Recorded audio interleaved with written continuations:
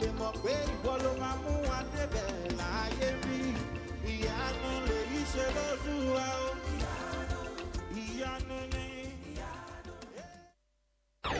Welcome to the future. National FM 106.7. Àgbàlódé rédíò àgbárígo lónírèké ń bàdàn.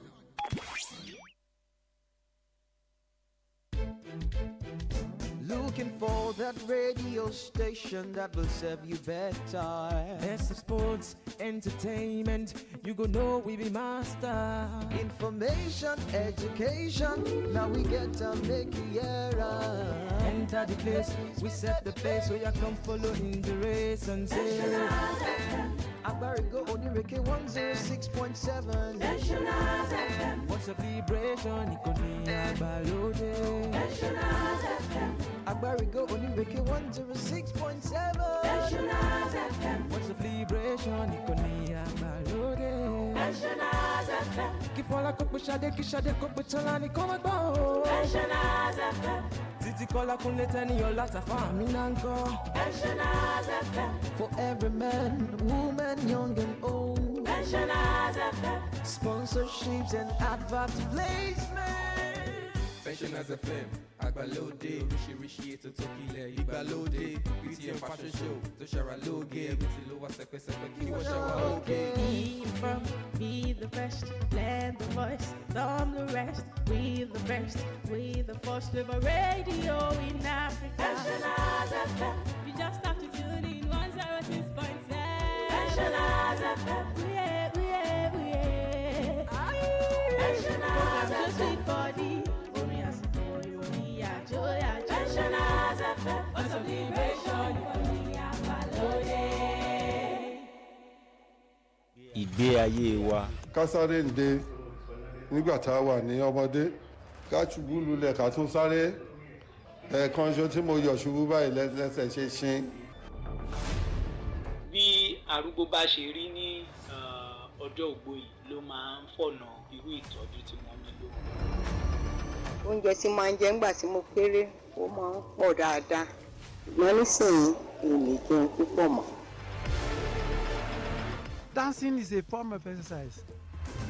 Time of our lives. Ìgbé ayé wa, ìgbà wa dára kalẹ̀.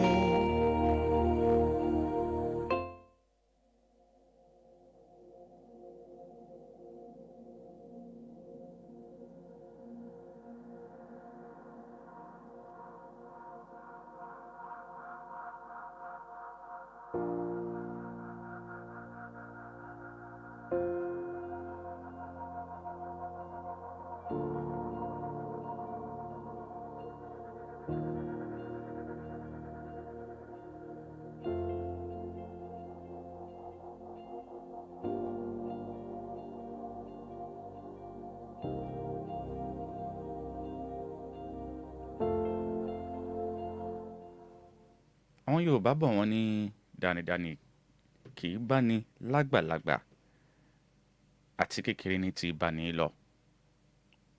Téèyàn ó bá jí ọlọ́gbọ́n àti kékeré náà ni ó tún máa hùwà rẹ̀. Tó bá sì jẹ́ dàkejì náà àti kékeré ni. Téèyàn ó bá jí olóòótọ́ àti kékeré lèyàn ó tún máa hùwà rẹ̀. Tó bá sì jẹ́ pé eléke náà ni àti kékeré. Nítorí náà ńkọ́ àwa tá a jí ọ̀dọ́ wà pátápátá ẹ jẹ́ á kíyèsí irú wà tá a máa wù. Èyí ni mo fi ń kí wa káàbọ̀ sórí ètò Time of Our Lives ìgbé ayé wa fún tọ̀sẹ̀ yìí. Israel Adéjùmọ̀bí ló kọ tèmi.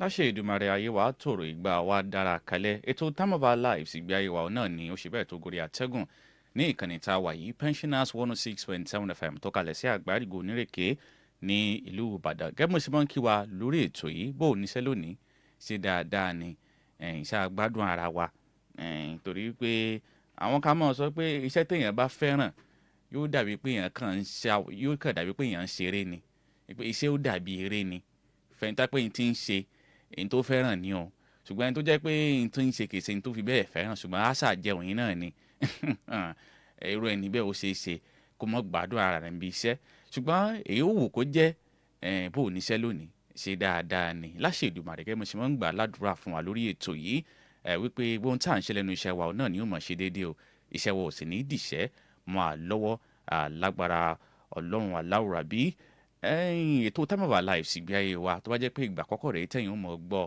tẹ̀wọ̀n pé gẹ́gẹ́ là ń ṣe lórí ètò yìí ní ta mọ́ gbéyẹ̀wò lórí ètò Time of Our Lives ìgbé ayé wa òun náà ni àwọn kótó ẹ̀ ká mọ̀ kíyèsí ká mọ̀ fiyèsí bá a ṣe ń dàgbà sí lójoojúmọ́ bó o la ti gbáradì fásìkò fẹ̀yìntì bó o la ti gbáradì fọjọ́ alẹ́ èyí tí ètò yìí tó ṣe bẹ́ẹ̀ tó gbèrú òun náà nìyí àti pé kí ni nǹkan táwọn àgbàdógbò wa àwọn senior citizens wa kí ni nǹkan tán lè ṣe tí ọjọ́ alẹ́ wọn tí ó fi dùn tó gbọ́n kan sí àwọn tá a mọ̀ ń yiri wò lórí ètò tá a pè ní Time of Our Lives ìgbé ayé wa òun náà nìyí. The program is Time of Our Lives ìgbé ayé wa on Pensioners 106.7 FM. On this program, you are being educated on the things you need to know as regards preparation for old age. How do I prepare for retirement? How do I prepare for old age? And of course, we talk about the various stages of life, what I should put into consideration as I grow older each day. And these are the things I talk about every Monday night on the show we call Time of Our Lives, Ibiaiwa, on this radio dial, Pensioners 106.7 FM.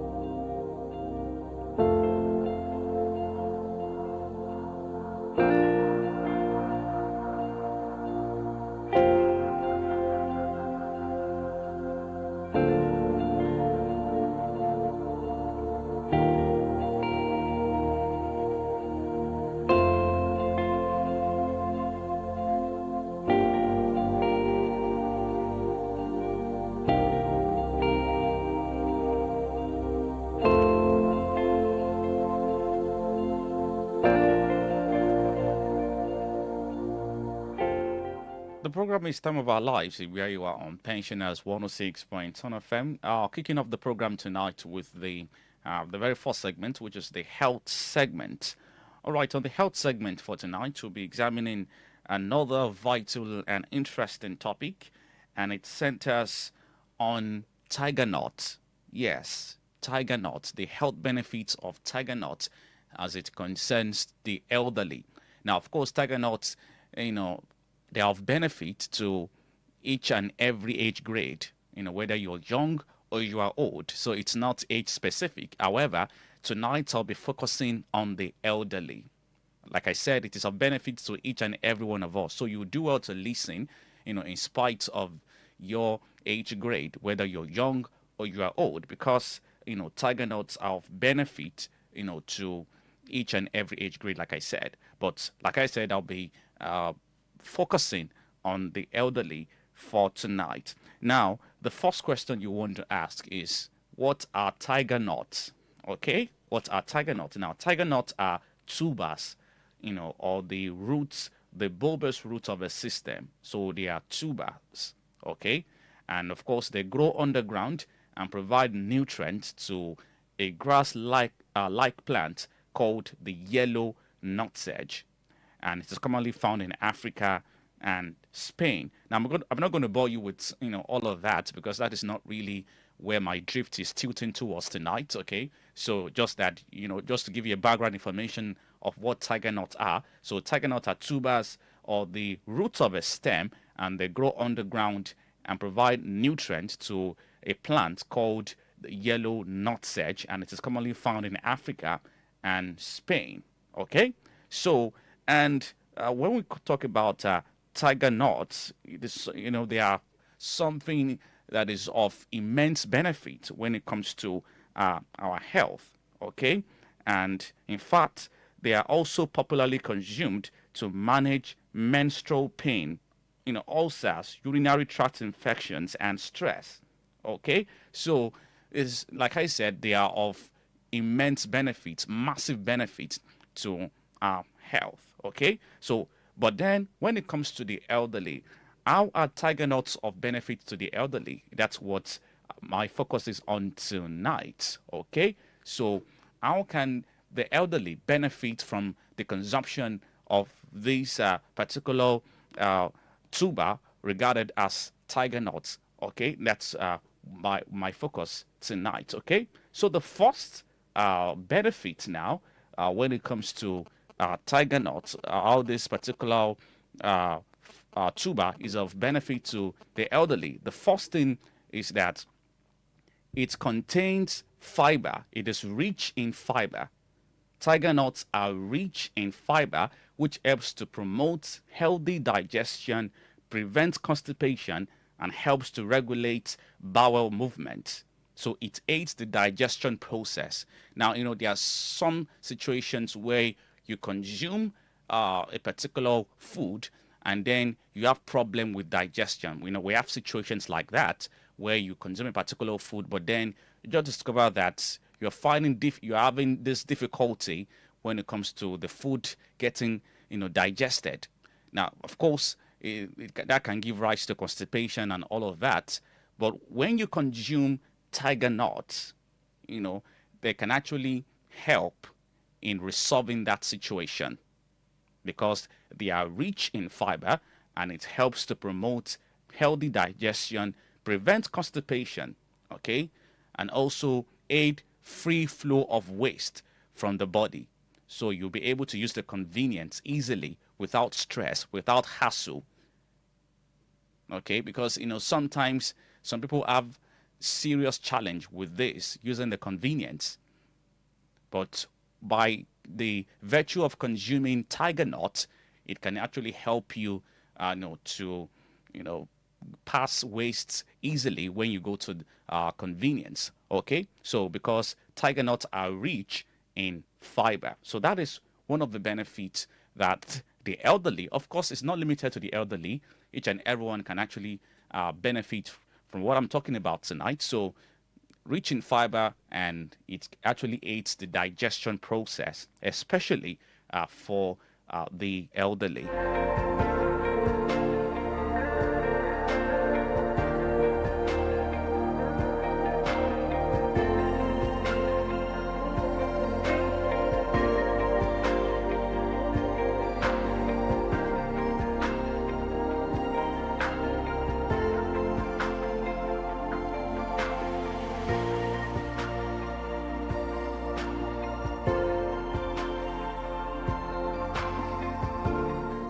We're still taking a look at some of the benefits attached to the consumption of tiger nuts. Okay, now the other time I spoke about the fact that it contains fiber, which promotes healthy digestion, prevents constipation, and all of that.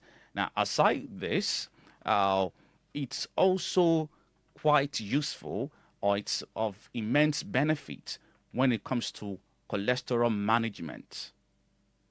Okay, because it contains some, monounsaturated fatty acids, which helps to lower bad cholesterol and increase good cholesterol and reducing the risk of heart disease. Now, it is very important to note that heart diseases are some of the medical conditions that are oftentimes, that elderly people oftentimes have to contend with in their old ages.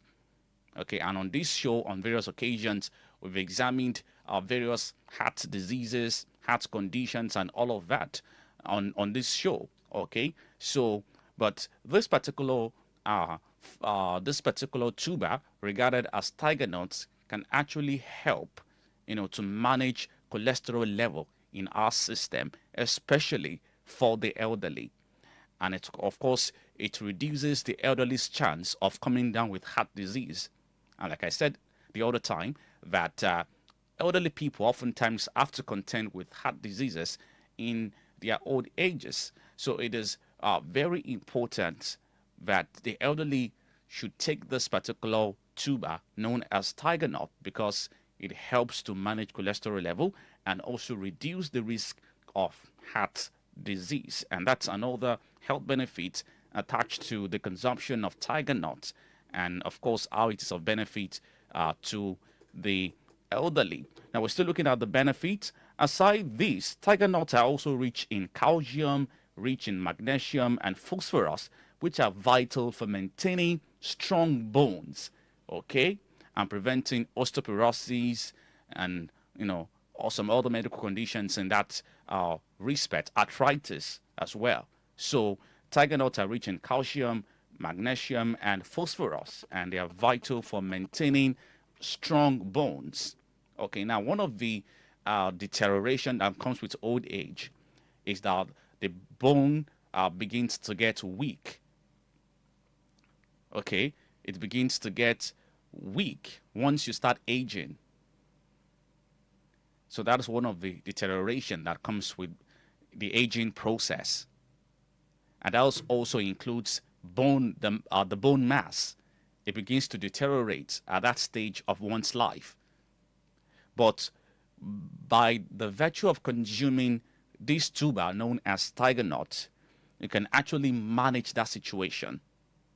Because according to medical experts, it has been proven that tiger nuts contain some certain elements which can help in maintaining strong bones and even preventing some certain medical conditions like arthritis and osteoporosis. And arthritis is also another medical condition, that the elderly people have to contend with oftentimes, at that stage of their life. So it is something that the elderly people should consume in order to maintain strong bones, to ensure a strong and healthy bones at that stage of their life. So that's another benefit attached to the consumption of tiger nut. Okay, so there are so many other benefits which I'm still going to talk about tonight.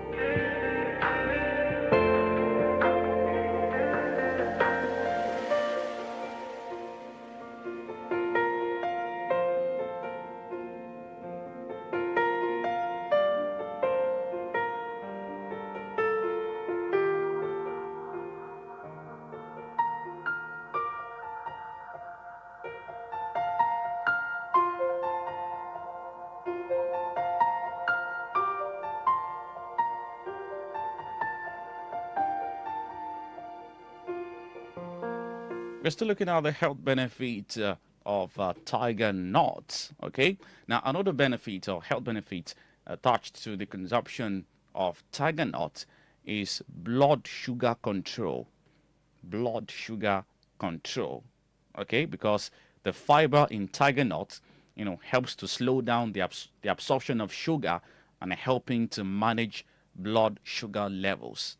Okay, and a surge in blood sugar level can actually lead to can give rise to so many medical conditions. Okay, can give rise to diabetes, for example, and even some cardiovascular diseases. Okay, so that's a situation known as hyperglycemia and all of that. Of course, we'll leave that to the medical experts. So, but then it has been proven by medical experts that a surge in blood sugar level can actually give rise to quite a number of medical conditions, kidney disease in some cases. So it's something that is very, very, very, crucial. And it's something that we should pay attention to, our blood sugar level.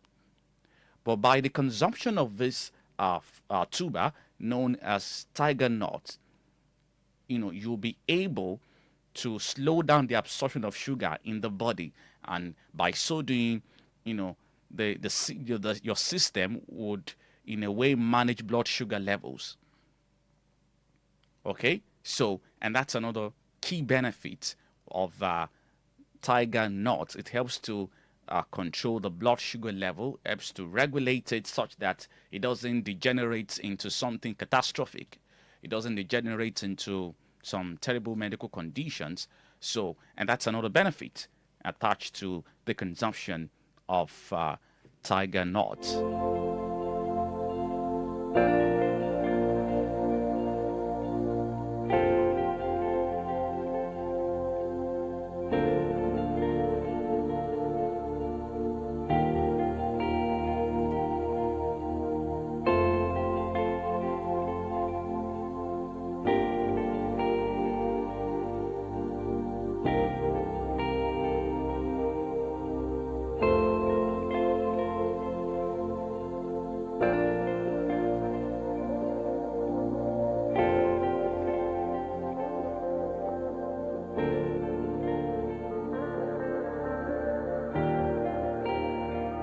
Now, another important health benefit attached to the consumption of tiger nut is that it can help to boost your immune system.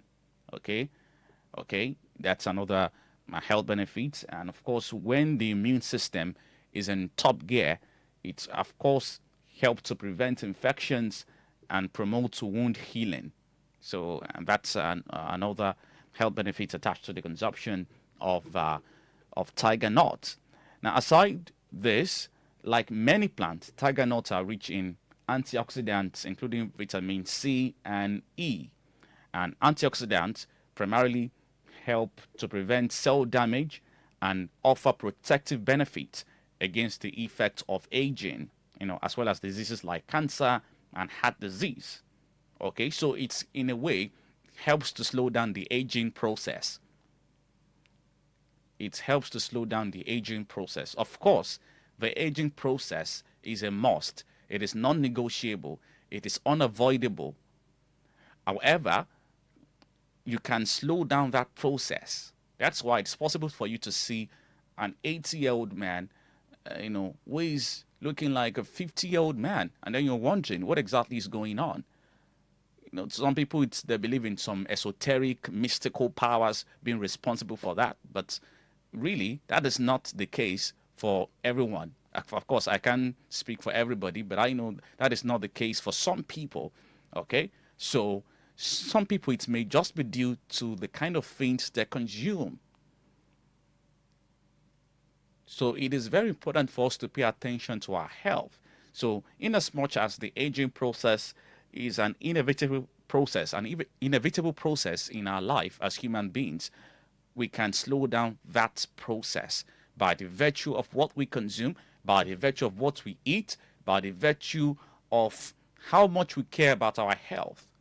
All of these things will go a long way in determining how good we look when we are age 70, 80, 60, of course, 60 upward. So that's one important fact that we should take note of. We should take cognizance of this important fact when it comes to our health. So, tiger nuts now, actually they are rich in antioxidants, which helps to prevent cell damage, offer protective benefits against the effects of aging, and they also help to prevent the body against some certain diseases like cancer and heart disease.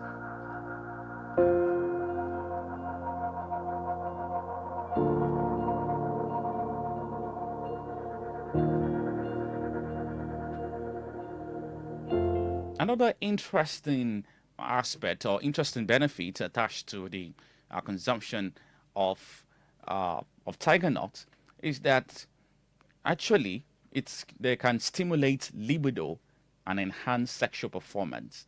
And I know that some people will be interested in this particular aspect of the benefit that comes with the consumption of tiger nut. But research is actually underway to determine whether quercetin in tiger nut actually stimulate the libido. But there are some researches that have established that already.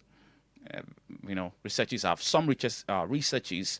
shown that by the consumption of tiger nuts, people who have issues with sexual performance, can actually resolve such issues by taking tiger nut. Okay, and you know that also another challenge that comes with the aging process is decline in, sexual performance. Decline in sexual performance. Okay, you see some elderly people, experiencing what we call erectile dysfunction and some other medical conditions in that respect. But by the virtue of consuming tiger nuts, you can actually work on that particular area. And some researchers have shown that tiger nuts can, in a way, that tiger nuts can help to stimulate the libido and which of course will lead to an improvement in sexual performance.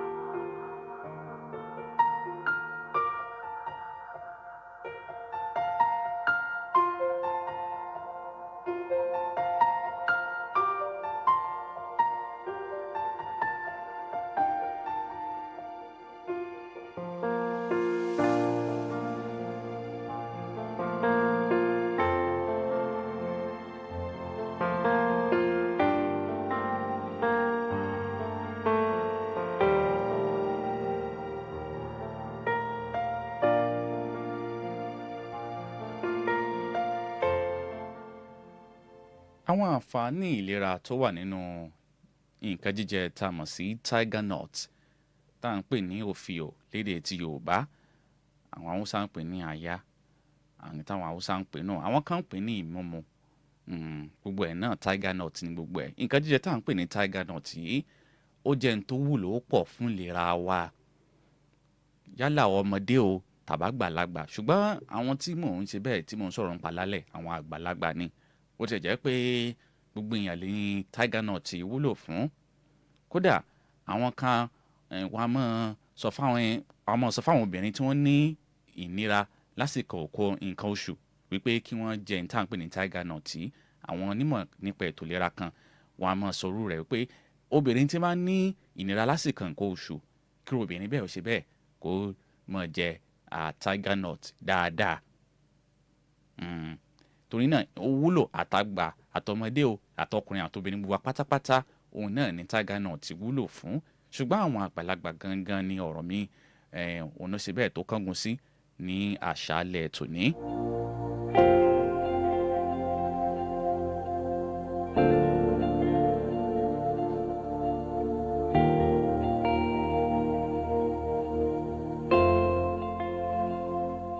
Kí láwọn àǹfààní tó wà nínú à ń jẹ tiger nut fáwọn àgbàlagbà? Ara rẹ̀ náà ni wípé jíjẹ tiger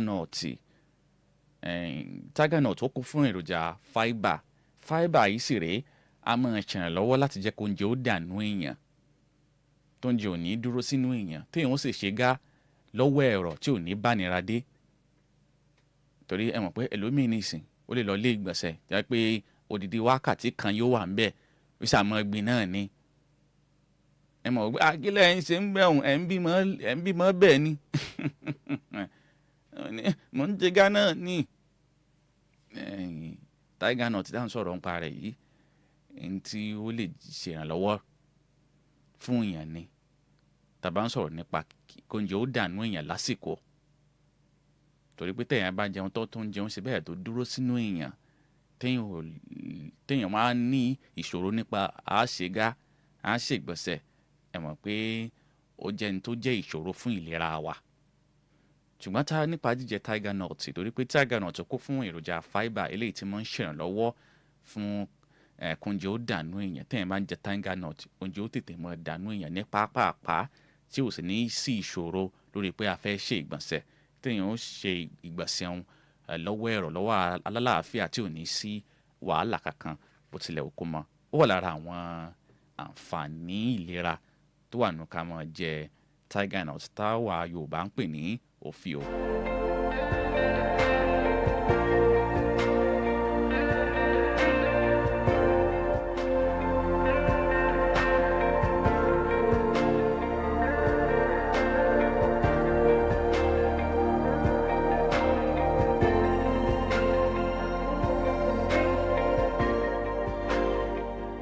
àǹfààní mìíràn tó tún wà nù jíjẹ ní tí à ń pè ní òfìò yìí tiger nut nípa pàápàá jùlọ fáwọn àgbàlagbà òun náà ní pé a máa dènà àwọn àìsàn ọkàn lọ́lọ́kanòjọ̀kan tó lè bọ́ ń pè ní heart diseases. ẹ sì rí wípé lórí ètò Time of Our Lives a ti ṣàgbéyẹ̀wò àwọn oríṣiríṣi àìsàn tí ń bá ọkàn jà lórí ìyún lábala àlera lórí ètò yìí a ti ṣàgbéyẹ̀wò àwọn oríṣiríṣi àìsàn yìí tí mo ń ṣàkóbá fáwọn àgbàlagbà. ẹ sì rí pé àwọn àgbàlagbà wọn náà ni àwọn àìsàn yìí ló wọ́pọ̀ sí jù láàárín àwọn àgbàlagbà ni àìsàn yìí pọ̀ sí jù tó túmọ̀ sí wípé àwọn tí wọ́n bá ti pé 60 ọdún lọ sókè a gbà wọ́n nímọ̀ràn wípé kí wọ́n máa jẹ tá à ń pè ní tiger nut yìí torí pé jíjẹ tiger nut kò ní jẹ́ kí cholesterol ó pọ̀ láàrin èèyàn débi pé yóò wá yọrí sí tá à ń pè ní àìsàn ọkàn ìyẹn heart diseases torí pé àwọn onímọ̀ ṣògùn òyìnbó àbáwọn tí wọ́n jẹ́ onímọ̀ nípa ètò ìlera wọ́n jẹ́ onímọ̀ wípé tiger nut tá à ń gbé yẹ̀wò fún tọ̀sẹ̀ yìí ó kó fún àwọn èròjà eléyìí tí ò ní jẹ́ kí cholesterol tí ò ní jẹ́ ó pọ̀ lára tí ó jọ wà níwọ̀nba bó ti tọ́ àti bó ti yẹ wọ́n ní ó wà nínú tiger nut eléyìí tí ó sì ṣe ìrànlọ́wọ́ lọ́pọ̀lọpọ̀ fún ìlera wa nípa pàápàá jùlọ láti gbógun ti àìsàn ọkàn ìyún heart diseases.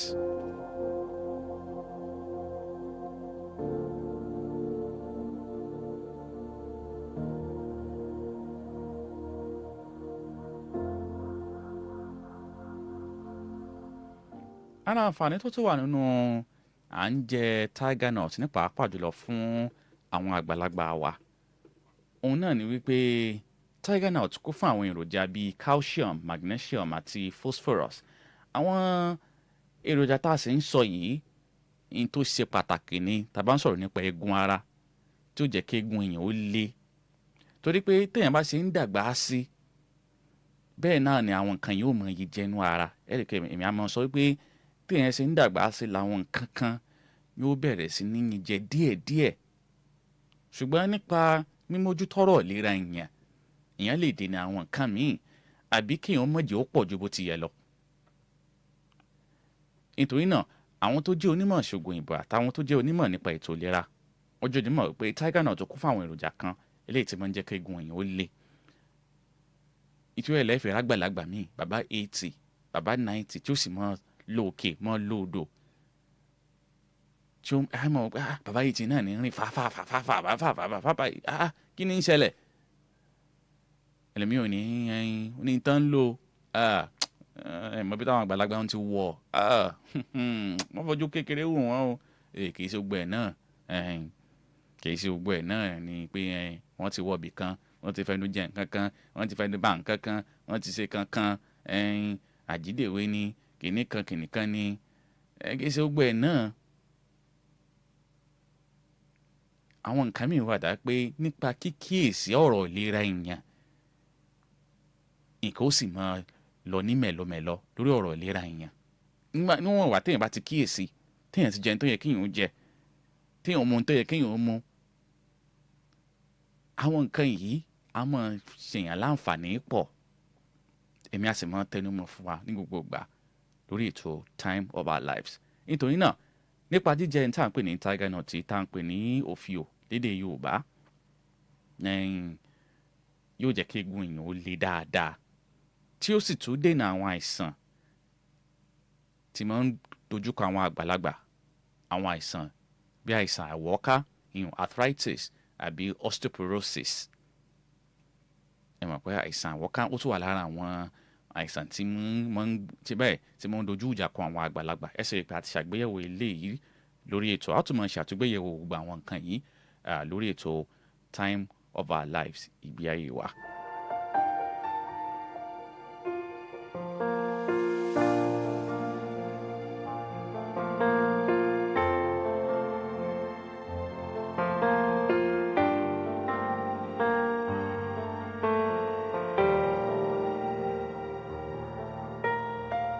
ara àǹfààní tó tún wà nínú à ń jẹ òfìò tí olóyìnbó ń pè ní tiger nut òun náà ni pé kò ní jẹ́ kí blood sugar level èèyàn ó pọ̀ jù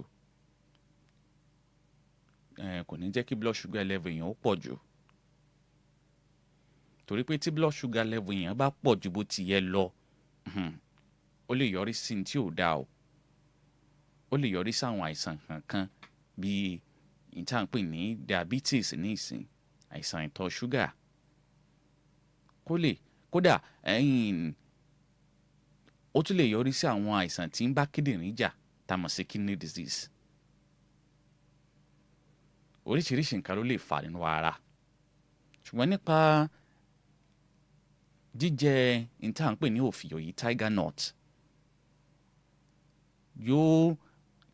kò ní jẹ́ kí blood sugar òun kò ní yóò pọ̀ jù yóò jọ wà níwọ̀nba tó yẹ kó wà kò ní pọ̀ jù kò sì ní kéré jù torí ìyìn tá à ń sọ yìí ó gbọ́dọ̀ wà níwọ̀nba ni tó bá yẹ pọ̀ jù wàhálà ni tó bá yẹ sì kéré jù náà wàhálà ni ṣùgbọ́n yóò jọ wà ní ipò tó yẹ kó wà kò ní pọ̀ jù kò sì ní kéré jù ó tún wà lára àǹfààní tó wà nínú jíjẹ ìyìn tá à ń pè ní tiger nut ìyún òfìò.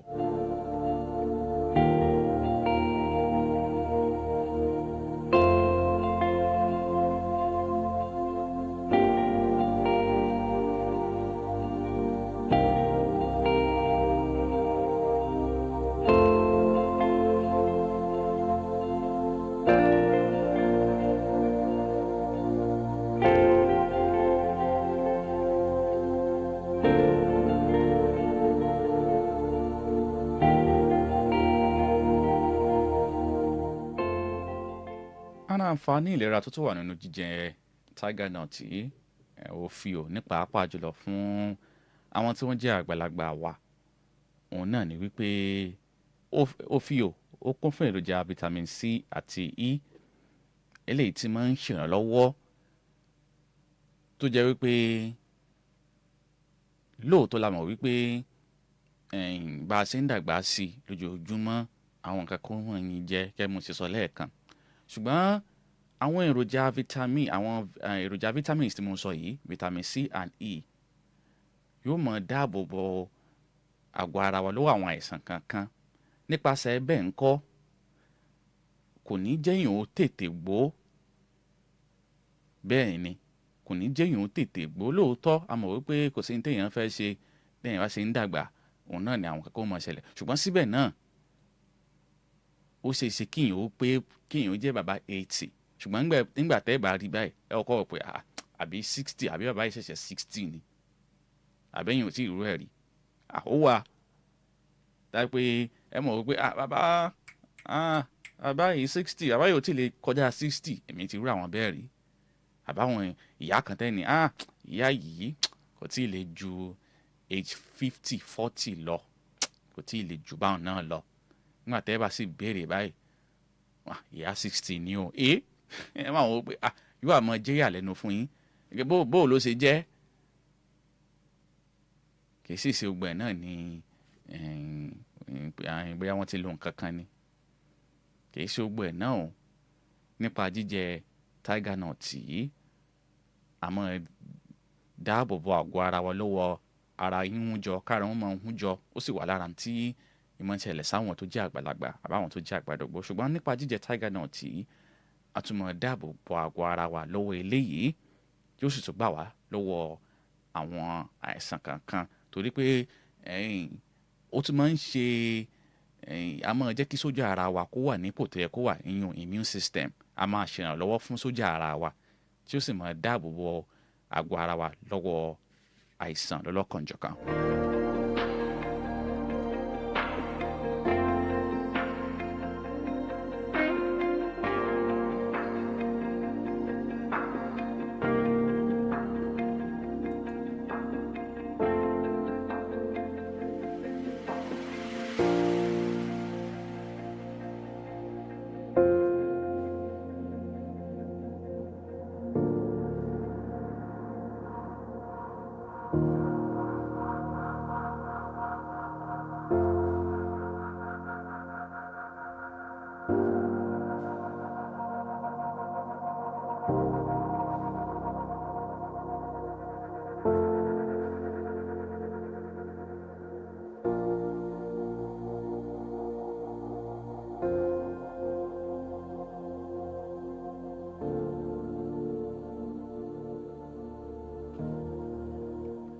ṣe jẹ́ náà lábala àlera lórí ètò Time of Our Lives ìgbé ayé wa fún ti ìtọ̀sẹ̀ yìí. Ẹ jẹ́ kí n kọ́ lo abala tó kàn lórí ètò. Abala tó ní ṣe pẹ̀lú àwọn nǹkan tó yẹ ká máa fiyèsí bá ṣe ń dàgbà sí lójoojúmọ́. Abala ọ̀rọ̀ ìmọ̀ràn wọn náà la dé yìí lórí ètò Time of Our Lives. Àwọn Yorùbá wọn a máa sọ̀rọ̀ kankan wípé àgbàlagbà yìí pa ọ̀rọ̀ jẹ́ o. Téèyàn bá tiẹ̀ ní nǹkan tó máa sọ fún mi nù, nǹkan tí dáàdì máa sọ fún mi nù, tọ́mọ kékeré kan bá ń sọ̀rọ̀ ní ìsìn nǹkan tí dáàdì máa sọ fún mi nù. Ní so wá sọ pé àgbàlagbà ń parọ́ ni. Ẹ̀yin náà ti mọ̀. So àwọn sọ pé àgbàlagbà ń parọ́ ni. Téèyàn bá tiẹ̀ ní wọ́n mọ̀ gbọ́mọ̀ tó ń sọ mo sọ̀rọ̀ ẹ̀ mọ́ àgbàlagbà ò lè parọ́. Bàbá 60 70 kí ló fẹ́ fi rọ́ ṣe bẹ́ẹ̀ lórí. Ǹjẹ́ òtítọ́ sísọ àtọjọ́ orí ǹjẹ́ wọ́n ní nǹkan ṣe? Torí pé èmi àmọ́ gbọ́ dáadáa lápá ibi táwa wà yìí ni o. Ìrìnlẹ̀ Yorùbá nílẹ̀ Káàárọ̀ Oòjíire wípé àgbàlagbà yìí parọ́, àgbàlagbà yìí parọ́. Kódà kí ẹ láwọn ẹ̀rí máa jẹ́ mi ṣókàn pé àgbàlagbà nǹkan tó mọ̀ sọ mọ̀ ní irọ́ ni kò sọ bẹ́ẹ̀ ìwọ ló kàn ń sọ tó wọ̀ ọ́. Àbí nǹkan báyìí làgbàlagbà sọ ṣùgbọ́n kò rí bẹ́ẹ̀ wọ́n ní gbẹ́nu ẹ sọ̀hún. Èmi á fẹ́ béèrè ìbéèrè kan wípé ṣé bẹ́ẹ̀ lórí lóòótọ́? Ṣé lóòótọ́ làgbàlagbà yìí parọ́? Òtítọ́ sísọ àtọjọ́ orí kí ni ìbáṣepọ̀ tó wà láàrin méjèèjì? Ṣùgbọ́n tó di pé ìmọ̀ sí ojú òpó lẹ̀ láṣàlẹ̀ tòní. Ikọ̀ ètò Time of Our Lives ìgbé ayé wa wọ́n ṣe bẹ́ẹ̀ wọ́n béèrè lọ́wọ́ àwọn èèyàn wípé lórí ọ̀rọ̀ yìí náà kú ni ṣàgbàlagbà ń parọ́. Ẹ jẹ́ agbọ́n tí àwọn èèyàn sọ nínú fọ́nrán tí mo fẹ́ gbé sétí gbọ̀n yín. Yorùbá bọ̀ wọ́n ní àgbàlagbà wọ̀ kí parọ́ ṣòtò ní àbí rẹ̀. àgbàlagbà kí parọ́ náà kí làgbàlagbà fẹ́ fi rọ́ ṣe ó mọ́ ní èjì kan wà téèyàn gbọ́dọ̀ parọ́ mọ́ pé kí ni ń bọ̀ lákè tí yóò bàgbà lẹ́rù tá à ní bá polo orí àgbà ń bẹ̀. So èjì kan máa ń wà téèyàn bá tún parọ́ kò ní left láti gbé dáadáa nìyẹn. When you are about 50 o ní tó fẹ́ gbà lọ́wọ́ èèyàn mọ́ o ní láti mọ ọjọ́ iwájú. Ọjọ́ iwájú ló ṣe pàtàkì làgbàlagbà kí ni mo fẹ́ dà owó tóun ò ní nígbà tó ń wà ní 30 32 tóun ti wá lé ní 50 60 ni ó máa wá lé owó kankì. So ìdí nìyẹn tágbàlagbà gbọ́n òkè ẹ̀jọ̀ kí ni ń bọ̀ lókè tí ilé ògbà kí lóun fẹ́ fi rọ́ ṣe àgbàlagbà tó bá ti ń parọ́ àtẹ́jọ́ 50 60 àtúbọ̀tán rẹ̀ ò lè dá. So nǹkan tó wà bẹ́ẹ̀ nìyẹn. Ṣé àgbàlagbà ṣe máa ń parọ́? Àgbà ń parọ́ dáadáa. Ẹni bá sọ pé àgbà ń parọ́ irọ́ ló pa gan fún rẹ̀ gan. Àgbà ń parọ́. Àgbàlagbà máa ń parọ́. Àgbàlagbà máa ń parọ́ torí àwọn condition tó dẹ̀ máa ń mú àgbàlagbà parọ́ ni pé tó bá ti di pé ohun tó ń rí kò lè gbọ́ bùkátà ẹ̀ àgbàlagbà á parọ́. Àgbàlagbà tó ránṣẹ́ tó ní kó lọ bá ẹ ra nǹkan wá tó wò pé bó lòun ṣe fẹ́ cut corner bó lòun ṣe fẹ́ rí extra owó nínú nǹkan tó rán o tó bá dé á parọ́ n tó rà ní 10 naira á sọ fún ẹ pé in fact ṣe ló ń bẹ̀bẹ̀ kan tó gba 15 naira o òun náà máa sọ 5 naira tó kù yóò sọ sápò tó àgbàlagbà ń parọ́. Time of Our Lives ìgbé ayé wa ìgbà wa dára kalẹ̀. Àwọn tá a láǹfààní àti bá sọ̀rọ̀ òun náà ni wọ́n fi èrò wọn hàn nínú fọ́nrán tí mo fi sétí gbọ̀n yín fún tọ̀sẹ̀ yìí. Àwọn kan ní àgbàlagbà yìí parọ́ kí ni bàbá 60 70 kí ló fẹ́ fi rọ́ ṣe kí ni tún lé kí ni bàbá 60 70 ìyá 60 70 kí ni irú wọn tún lé káàkiri. Wọn à lè sọ pé wọ́n ó ní bùkátà kan àtọ̀sọ́rọ̀ ìlera wọn àtàwọn nǹkan pẹ́pẹ́pẹ́ míì bó ti jẹ́ pé nǹkan ń yí padà ní ìsìn kọ́ ló ń ṣàánú wa ètò ọrọ̀ ajé olóde Nàìjíríà ní ìsìn ó sì ṣeé ṣe kẹ́ rí bàbá 60 míì tí sì tún rán ọmọ lọ sílé ìwé sì ń ṣe tó jẹ́ pé ìsì tún bá wọn mọ́ gan torí nǹkan tí ń yí padà ní ìsìn kọ́ ló ń ṣàánú wa ni nípa àpàjùlọ ní apá àbítá wa wà yìí. Ṣùgbọ́n kẹ́bí mo ti sọ lẹ́ẹ̀kan tí bẹ́ẹ̀ lórí ṣàgbàlagbà yìí parọ́ àbí ó ṣe ṣe kágbàlagbà ó parọ́ àbí àti ẹ̀ fi ń bọ̀wọ̀ fáwọn àgbàlagbà ni tẹ̀lé wọn pé ilẹ̀ Yorùbá táwa wà ní ìsìn a fẹ́ràn láti mọ bọ̀ fáwọn àgbàlagbà pọ̀ a fẹ́ràn láti mọ bọ̀wọ̀ fáwọn àgbàlagbà pọ̀. Àgbàlagbà wọn lè ṣe tí ò dáa, wọn lè sọ̀rọ̀ tí ò dáa. àwọn Yorùbá á pòwe á ní àgbà kì í wà lọ́jà kó rí ọmọ tuntun wọ́. wọ́n ní bí ìntàgbàlagbà ó rí lórí ìjókòó kọ́mọdé ó go upstairs kò ní rí. ó tún wà lára òwe tá a máa ń pa tá a fi máa ń pa àwọn àgbàlagbà á lé. àlọ́mọdé lè láṣọ bí àgbà ṣùgbọ́n kò lè lákìsà bí àgbà. oríṣiríṣi àwọn òwe lọ́lọ́kanjọ̀kan la máa ń fi sọ̀rọ̀ nípa àwọn àgbàlagbà àti ìdí tó yẹ ká fi pọ́n wọn lé. a sì gbàgbọ́ wípé ẹni iyì ẹni ẹ̀yẹ làwọn àgbàlagbà jẹ́. kó má wàá jẹ́ pé ọ̀rọ̀ àgbàlagbà yìí parọ́ yìí náà bóyá kàfin bọ̀wọ̀ fáwọn àgbàlagbà ni àbí bẹ́ẹ̀ lórí lóòótọ́. kí lè rò tìyín?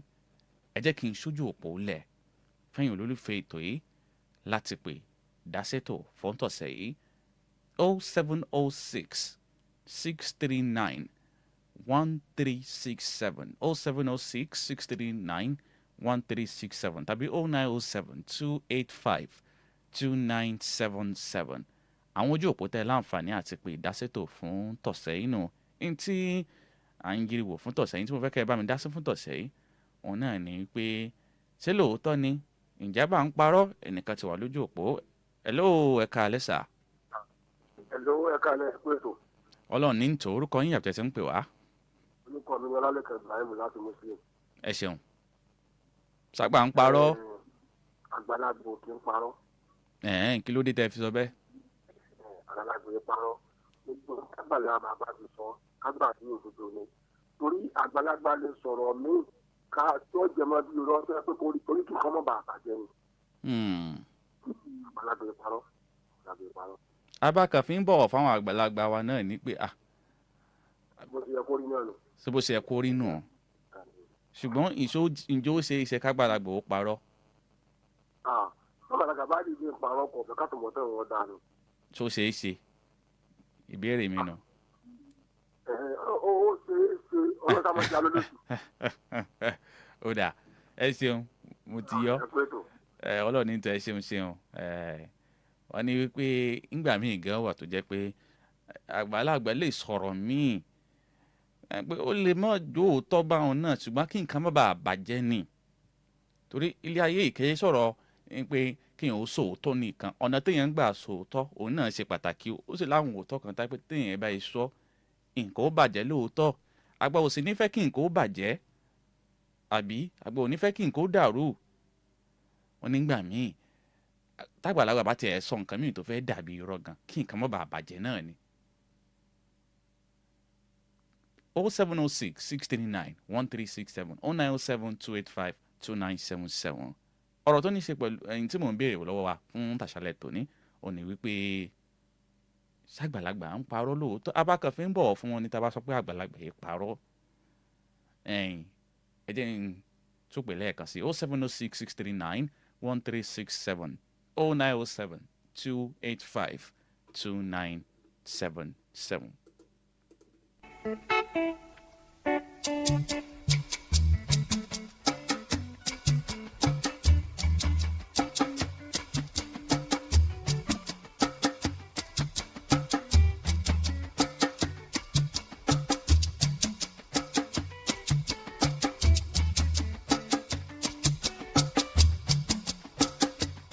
mo tún gbọ́rọ̀ àgbà dé o. ẹ jẹ́ tí ẹ gbọ́ ọ̀rọ̀ àgbà bí ó ṣe lówùrọ̀ ó pẹ́ títí má ṣe lọ́jọ́ alẹ́.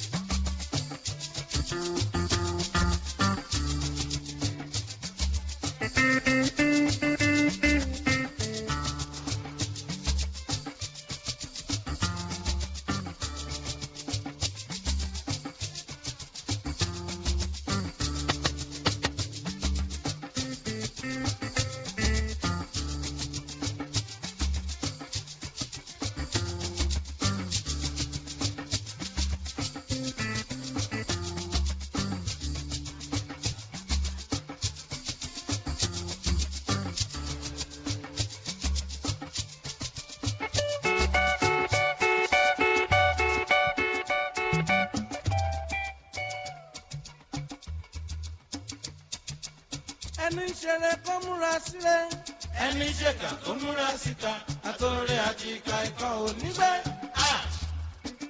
ènìyàn ò fẹ́ ní fọ̀rọ̀ bí òṣòrí ẹni. ètò Time of Our Lives ìgbà ìwà náà ló ṣe ń bá àtẹ́gùn ṣọ̀rẹ́ ní ìkànnì tá a wà yìí Pensioners 106.7 FM tọ́kalẹ̀ sí Àgbárígò onírèké ní ìlú Ìbàdàn. mo béèrè ìbéèrè kan eléyìí tí òun síbẹ̀ tí ń ta wọ́n tasẹ̀ nù mí lọ́wọ́ ẹ̀yin aráalé wípé ǹjẹ́ àgbàlagbà ń parọ́ sáwọn àgbàlagbà náà máa ń parọ́ torí pé lápá ibi tá a wà yìí nílẹ̀ Yorùbá a nígbàgbọ́ kan wípé àgbàlagbà ò lè parọ́ àgbàlagbà yìí parọ́ ṣùgbọ́n ìjà àgbàlagbà ǹjẹ́ àwọn máa ń parọ́ tó ṣe é ṣe kágbàlagbà ó sọ nǹkan mìíràn tẹ́sí tá pé ńgbà tẹ́ bá ṣèwádìí rẹ̀ báyìí rí pé kò rí bẹ́ẹ̀ àbí ọ̀rọ̀ àgbàlagbà yìí parọ́ òun ṣàkànfí ń bọ̀wọ̀ fáwọn àgbàlagbà wa ni torí ẹ̀kan mo sọ lẹ́ẹ̀kan wípé lápá ibi tá a wà yìí àwa máa ń ṣe àmọ́ ń bọ̀wọ̀ fáwọn àgbà àmọ́ ń bọ̀wọ̀ fáwọn àgbà á pọ̀ nípa àpàjọdọ̀ nílẹ̀ Yorùbá yìí àmọ́ ń bọ̀wọ̀ fún wọn táwa ti pè lágbàlagbà báyìí èèyàn gbọ́dọ̀ bọ̀wọ̀ fún wọn ni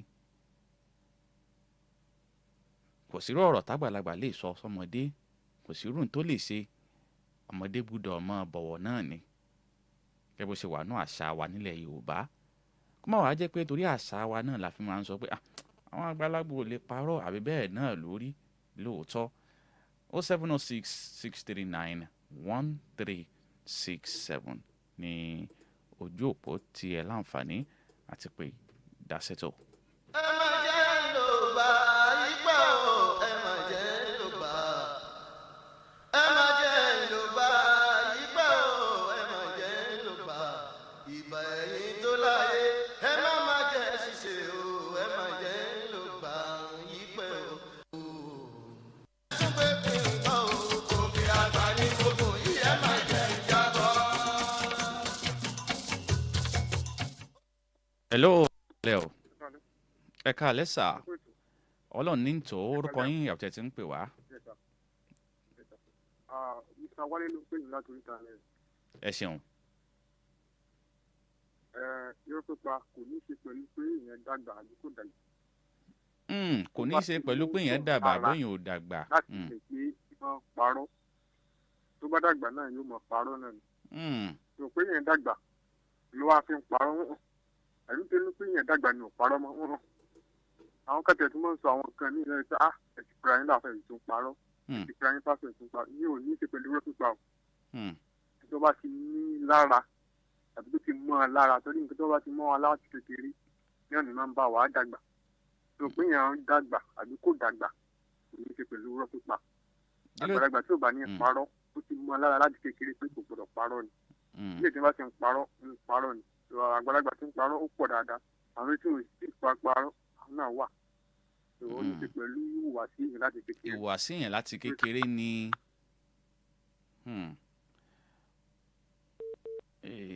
mo sì fẹ́ béèrè ìbéèrè kan lọ́wọ́ Mr. Wálé tí wọ́n pè wọlé wọ́n ní pé ní tó bá ti mọ́ ẹ̀ lára láti kékeré ni o ẹ̀yìn tá pé irọ́ ti mọ́ lára láti kékeré nígbà ó bá dàgbà náà yóò mọ̀ parọ́ ni o pé èèyàn wá dàgbà òun kò parọ́ mọ́ irọ́ ni o gẹ́bí ìwòye tiwọn wípé ó ṣe é ṣe kéèyàn ó dàgbà náà kéèyàn sì tún máa parọ́ tó bá ti mọ́yàn láti kékeré ẹ sì rí i pé ó ló nǹkan tí mo sọ ńgbà tètè ó bẹ̀rẹ̀ wípé dànìdànì kì í bá ní lágbàlagbà àti kékeré ní ti bá ní lọ o tó túmọ̀ sí wípé ẹ̀yìn téèyàn ó bá jó lóòótọ́ àti kékeré lèyàn ti mọ wà rẹ̀ tó bá sì jẹ́ pé lékè náà ni àti kékeré náà ni o in tó bá sì ti mọ́yàn lára tó ti di mọ́líkì a máa ṣòro àti yípadà kódà lọ́jọ́ alẹ́ o ẹ gbọ́ mi yé in tó bá ti di mọ́líkì ẹnìkan tó wà lójú òpó hello ẹ̀ka alẹ́sà hello òrè ojú òpó ni o ojú òpó ni in tí mò ń sọ náà ni wípé in tó bá ti di mọ́líkì tó lè bọ́ ń pè ní habit tó ti mọ́yàn lára a máa ṣòro pọ̀ láti yírùwà bẹ́ẹ̀ padà lọ́jọ́ alẹ́ o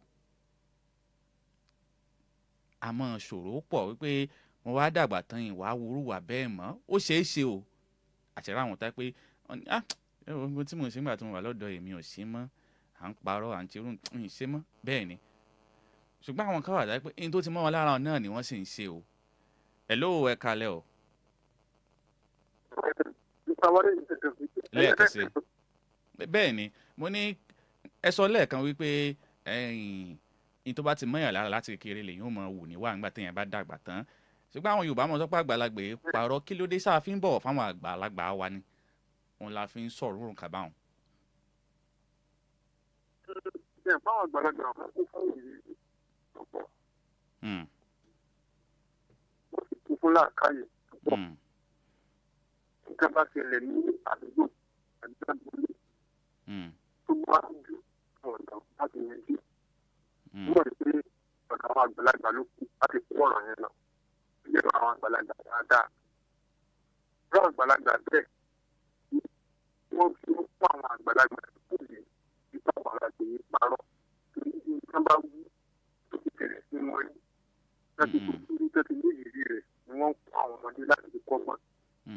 so general word ni wọ́n lò fún gbogbo àwọn àgbàlagbà ní àwọn àmì ìpè ní ìdíbà bẹ̀rẹ̀ tó Nàìjíríà tó bá ti tó dà abroad tó jalè tó ṣe fẹ́ fẹ́ àwọn kọ́ ọ̀dọ́ kan gbọ́ wọlé Nàìjíríà wọn ti máa ń jalè ṣé bẹ́ẹ̀ ló sì ṣe inú tán ẹ̀kọ́ ṣùgbọ́n àgbàlagbà kan wà nínú tí wọ́n ń là káyọ̀ lọ́sẹ̀ ìgbọ́n láyé ìjọ wọ́n máa ń kó àwọn ọ̀rọ̀ tó bá rújú àbọ̀ bá jí tí wọ́n máa ń kó lọ́bẹ̀ tí wọ́n lè fi ogún àti làákàyè àti ìrírí láti. wọ́n fi yanjú ọ̀rọ̀ bẹ́ẹ̀.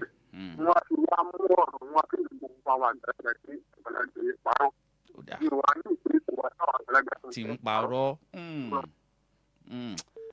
mo ti yan tí mo fẹ́ yọ ọjọ́ wa sì lọ lórí ètò mi ló rò pé ti di nǹkan kan tàbí méjì mú látara níta àgbéyẹ̀wò fún tọ̀sẹ̀ yìí kókó bẹ́ẹ̀ náà ni pé àtọmọdé àtàgbà ká mọ̀ sòótọ́ náà ló pé o ká yàgò fún irọ́ pípa kò yẹ kágbàlagbà ó parọ́ ṣùgbọ́n tó bá bọ́yà lára láti kékeré téèyàn bá dàgbà náà èèyàn ò wúrú wà bẹ́ẹ̀ o mi ní sọ̀jù báwọn lọ ẹ ṣeun gbogbo ẹ̀yin tẹ́ ẹ pé ìdásètò fún tọ̀sẹ̀ ń gbòyìn pátápátá ni mo rírì yín o ẹ̀yin náà ò ní tán wọn yín ibi tẹ́ ẹ ti mú wo kírẹ́dìtì kò ní tán bẹ́ẹ̀ láṣẹ Èdùmàrè ẹ ṣeun ẹ kó ìtìgbé ètò ẹ sì kú ìfẹ́ wa ní ìkànnì pensioners 106.7 FM dọ́kàlẹ̀ sí àgbárígò nírèké ní ìlú Ìbàdàn lórúkọ olóòtú ètò time of our lives ìgbé ayé wa Babátúndé Tíàmíyù amẹjọ ọ̀rọ̀ fún sàtàwà ìgbéǹga Ògúnsànyà aka Bam Israel Adéjùmọ̀bí ló kọ tèmi láṣẹ Èdùmàrè a pàdé lórí ètò time of our lives ìgbé ayé wa lọ́jọ́ mẹ́jọ tí dìgbà náà ń kọ́